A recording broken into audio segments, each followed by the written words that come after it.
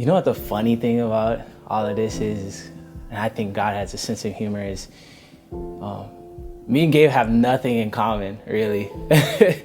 When I look back, we're totally opposite people, but God had a plan.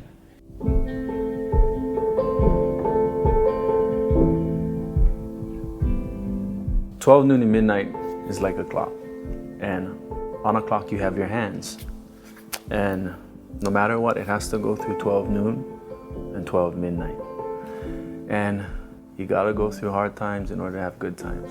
And I was making some bad decisions and going down a path that just was very destructive.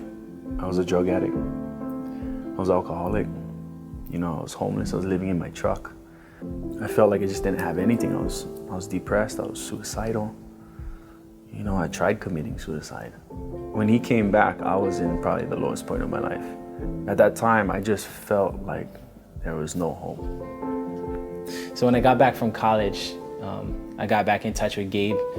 He really went through some rough situations, like family splitting up and things like that. And Gabe had a dark beginning, but he always craved the balance. He always craved the light, and he always craved wanting to get out of that shadow. I actually craved just being out in the world.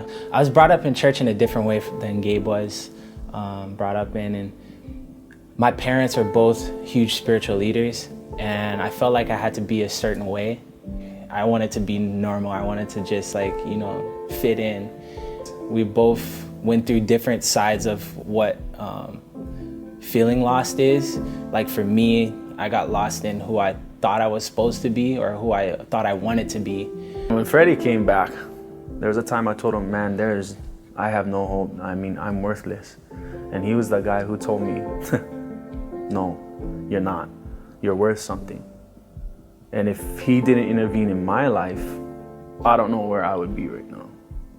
I was raised in the church. I've known God my whole life, but I didn't fully experience God's love until I rededicated my life with God using Freddie.